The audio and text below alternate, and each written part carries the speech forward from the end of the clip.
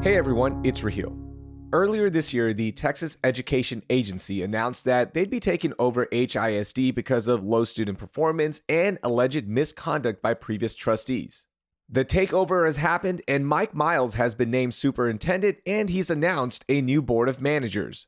So, are we about to see major changes at HISD? Could the entire district fundamentally change under Miles' leadership? Kennedy Sessions has been covering the story for the Houston Chronicle, and she joins me to break it all down. Before we get to today's episode, we're conducting a listener survey to better learn about you, the listener, so we can better serve you with CityCast Houston. Just head to citycast.fm/survey to complete this quick 5-minute survey. It takes about that long. I've taken it. And once you complete it, you'll be entered to win a $250 Visa gift card as a thank you. I'll be honest, we need 100 of y'all to complete it, so please help us out. That's citycast.fm/survey, or just click on the link in our show notes. It's Wednesday, June 7th. I'm Raheel Ramzanali, and here's what Houston's talking about. Kennedy, welcome into CityCast Houston. How are you? I'm doing great. How are you? I'm doing all right. You've been super busy covering everything that's happening at HISD, and there's so much changing on a daily basis. So first and foremost, let's just talk about Mike Miles, the new superintendent. Who is Mike Miles? So Mike Miles is the former Dallas superintendent. He also has a background in the Army and background in diplomacy. He is based in Colorado Springs, so he has some superintendent experience there as well. But now he's in Houston and has already started making changes, as y'all can see, or if y'all have seen in the coverage in the past week. Yeah, and he comes from a charter school background, right? And this is an interesting thing that I saw in your story, which could play a role into how HISD is going to move in the future, potentially. Is there any chance that Mike Miles could one day turn HISD into a network of charter schools, maybe? Yeah, so I should backtrack a little bit. Mike Miles is the CEO and founder. He resigned recently from Third Future Charter Schools, which was based in Colorado Springs, but had a network of about 4,500 schools in the Texas, Louisiana, and Colorado area. And so when we look at something like HISD, him having that charter school background should be alarming to a lot of people, I think. And also, just the connections that he does have. But I can also clarify that from the beginning, or when TEA announced that they were going to take over HISD, when I was covering a lot of these meetings, when I was covering a lot of events happening, protests happening, that's the number one thing that people were scared about, people were concerned about. Obviously, it's happening at the same time that the state, including Greg Abbott and a lot of other Republican leadership, is pushing school vouchers, pushing, using taxpayer money to pay for private and charter schools. And so HISD has said it isn't our intention, quote unquote, to make Houston ISD into a bunch of charter schools, but I don't think people should also rule it out completely. I really think it's going to be how much we pay attention to what's going on in the next couple months and next year. And so we'll just have to wait and see, honestly, if the process is going to play out that way. That's so interesting. Kennedy, how will the cabinet members that Mike Miles has picked play a role into this potential charter school future for HISD, or at least applying some of the best tactics from his background into the success of HISD? Yeah, so his cabinet picks are honestly very interesting. Some of them have been around the district for a long time. Some are brand new. One of them in particular used to work for him at Third Future Schools, which is the charter school network. And so honestly, there's not enough information about these people to know exactly what they're going to do next. But I think, like I said, he has ties to a lot of people already that are in the charter school network, specifically some people that are already in his cabinet. The other interesting story that you wrote earlier this week is about the New York-based education consulting group called Katamba, and they're going to be helping with the transition. Who is Katamba? Who's paying for them in this transition for HISD? Yeah, so Katamba is a New York-based education consulting firm. They've done a couple of schools in the Houston area, including Albany ISD and Beaumont ISD. Basically, they use data and other different types of metrics to help public schools and charter schools that they work with throughout districts. So one thing specifically that I found in my research was Katamba was also working with the Los Angeles school district at one point. And in those conversations, they talked about how they have helped a bunch of charter schools in their background, which isn't a bad thing. I'm not here to say, like we hate charter schools or whatever, but I just think when we talk about the different groups that are supposed to be coming in and helping Houston ISD in these next couple months in the takeover process or transition process that they're calling it, they do have charter school ties. Who's paying for them? So Good Reason Houston, which is a local nonprofit group, clarified with a couple of Chronicle reporters last week. And also I'm having more conversations with them today about the contract that they're doing with HISD and how they are basically the ones paying for it. And Good Reason Houston has been around for a while. They have also been working with HISD and other schools in the past couple years. So I think taking all of that into account, I hate to keep saying just wait and see, but I think people just need to really pay attention to what goes on in the next couple of months. Hey, CityCast Houston, it's Michael Ziviak. While CityCast Houston works hard every day to connect you with the stories that matter most, I'm working in the background making sure that our listeners are connecting with the best that Houston has to offer. So what does that look like? It means meeting with the people who make Houston what it is. The business owners, the stakeholders, the decision makers, the Houstonians who put together those food festivals you enjoy, the concerts you attend, the exhibits you can't miss, and who make those candles your mom can't stop talking about. If this sounds like you, let me help you get your message out to the city's best audience with an ad right here on the CityCast Houston podcast and on our sister daily newsletter, Hey Houston. Shoot me an email at ads@citycast.fm and let's connect. Yeah, I think there's a couple of things happening here, right? Like the long-term impact of this transition / takeover, we'll kind of have to wait and see. You're right. There's no quick answer here.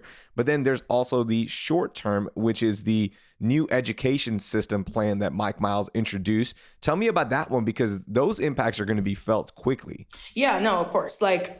It was felt on his first day. So it's also important to note Mike Miles has only officially been the Houston ISD superintendent since Thursday. So in just 3 or 4 days now on the job, he's already introduced a new system that he's calling New Education Systems, where basically he is reconfiguring and reconstituting the entire school and those feeder systems. So they specifically have been talking about quote unquote struggling schools, pointing to schools like Wheatley, Kashmere, North Forest, schools that have been on the up in terms of increasing their scores and getting better in their scores, but were struggling for a while. And so those schools, those teachers and educators will have to reapply, and librarians, I shall say, and APs and principals will have to reapply for their positions. And based off whether or not the school thinks they should stay or not, then they would likely be moved to another position in the school district. It's something I think a lot of people were thrown off of, because the broad approach, especially going into the summertime when everybody is, off and trying to think about vacations and resting and stuff. But now a lot of teachers and educators, from what I've heard, are a little nervous coming into the school year for next year.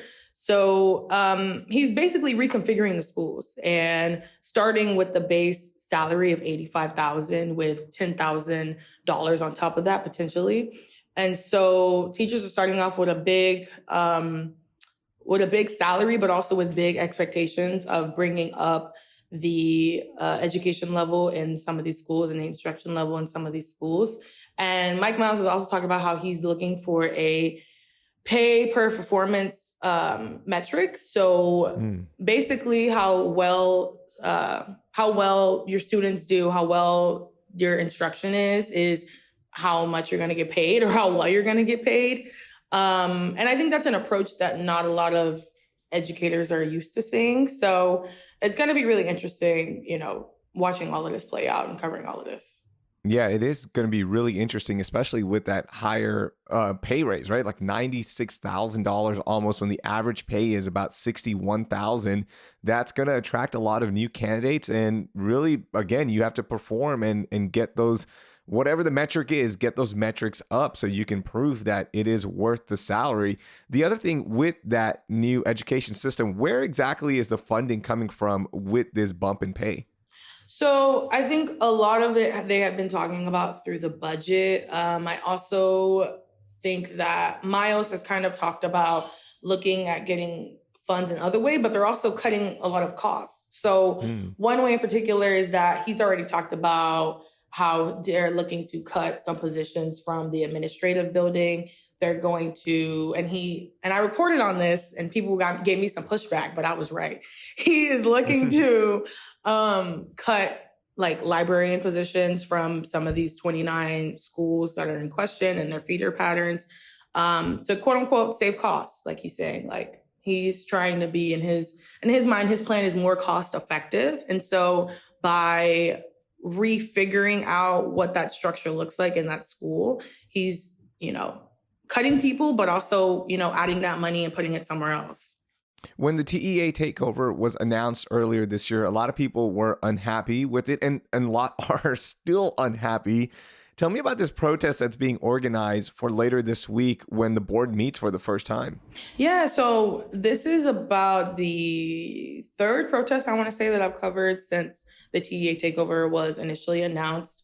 As you can tell, like with anything, there's a lot of anxiety, there's a lot of uncertainty, there's a lot of people that are scared and nervous and just don't know what's going to come next. And so for them, that means protesting and that means, speaking up and giving their voice on what's going on. So I know I've talked with a couple of organizers from the group, including Ruth Kravitz from Community Voices for Public Education, ACLU of Texas is also going to be there, FIEL Houston, and a couple of other groups. They are going to protest and just say what is on their mind right now with all of this happening, all the new changes that Miles has introduced. And it's happening right before the first Board of Managers and Superintendent Mike Miles' first official meeting together as a group on this Thursday. Protest starts at 4:15. And, we'll be out there covering what's going on. What are they hoping to accomplish with the protest? I know that they are going to give more of their voice on what is going on, but also a couple of demands. I know a couple of teachers and a couple of organizers from, the coverage that I've gotten and received. They have a couple of demands for the school district, and they have a couple of demands from specifically the Board of Managers and Mike Miles that they would like to see and that they think that they deserve. And so, specifics, I can't give specifics right now, but I know that they are going to tell them exactly how they're feeling and exactly what they expect from them in the next couple of months, in the year or so that they're going to be here. Gotcha. So we'll be on the lookout for that. One last thing, one of the loudest critics of the entire takeover, it's been Jackie Anderson, the Federation of Teachers president. Do you see a scenario where the largest teacher union will get behind Mike Miles and this takeover? Never say never. I don't want to speak for Ms. Anderson and the teachers union, but I do know that from the beginning, the lack of communication between TEA and the Houston community at large, to be honest, has hurt them in this process. And I think that from the beginning, everything was kind of, behind closed doors. They didn't want to give too many interviews to the media. Even at the meetings I was covering leading up to a lot of people just wanted to speak their mind and say, how they were feeling about this. But it was a lot of, we're just going to tell you what's happening. We're not going to really, give you a time or give you space to have your questions answered. So I think that has hurt them in this process. And so now people are even more resistant than they were before. Also because people knew these schools and a lot of places in the district needed help. But I think just a complete overhaul. People didn't see that coming, or if they did see it coming, it was something that they didn't think was going to happen. And so now we're at a place where people are trying to just figure out where they stand in all of this and how, at the end of the day, like kids are going to get educated. People are going to have their jobs. Teachers are going to feel, valued, and not just like, oh, we need you to, give all these instruction and we're going to give you this pay and pay for. The stakes are just really high. And so I hope eventually we get to a place where we can all come to the table and talk about it. But right now, it just seems like the TEA and HISD has a lot of work to do to get on people's good side. Where does the open timeline play into this, right? The takeover, the transition, all of this is up in the air in terms of when it will end and we resume back to a more permanent solution. Have you heard anything about the timeline? So for the board the HISD elected board to get their positions back, the district has to qualify or has to get done 3 exit criterias. One of them is having 0 failing schools, D or F, in the district. And we have 273 campuses in Houston as a very large city. And then the second one is state compliance with special ed and making sure that all the special ed classes and departments and everything like that are in compliance with the state. And then the third one is student achievement and just working with, getting basically the instruction better on a greater scale. And so for that to happen, the TEA has said it's at least 3 years, 3 to 5 years that they're thinking that it's going to take. And I'm going to take their word on that, because to have 0 failing schools in a district with over 200 campuses is going to take time. It seems that Miles is doing it, in chunks. So right now he's working on 29 to 30 schools. I'm guessing in the next chunk, he's going to work on 30 schools again, I'm guessing. But I would just tell people to be ready for their governance for at least the next 2 years at least. Wow. Kennedy, thank you so much for joining us. Keep up the great work. Your reporting has been excellent. It's keeping everyone up to date on what's happening. So we truly appreciate it. Oh, thank you so much. That was Kennedy Sessions. You can follow her reporting with the link in our show notes. Before we go, congrats to Chef Benchuan Jepthong Painter of Street to Kitchen for winning the award for Best Chef in Texas by the James Beard Foundation. The annual awards recognize the best restaurants and chefs across the nation, and only 3 other Houston chefs have won a prestigious James Beard Award. If you want to learn more about what Thai food to order at Street to Kitchen, I've linked our episode with Burger Bodega's Abbas Danani in our show notes. Also, don't forget to subscribe to our newsletter, Hey Houston. You'll get the latest on what to do, what to eat, and other things you need to know about in H-Town every morning in your inbox. Just head to houston.citycast.fm to subscribe or click on the link in our show notes. That will do it for today. Thank you for listening, and I hope you learned something new.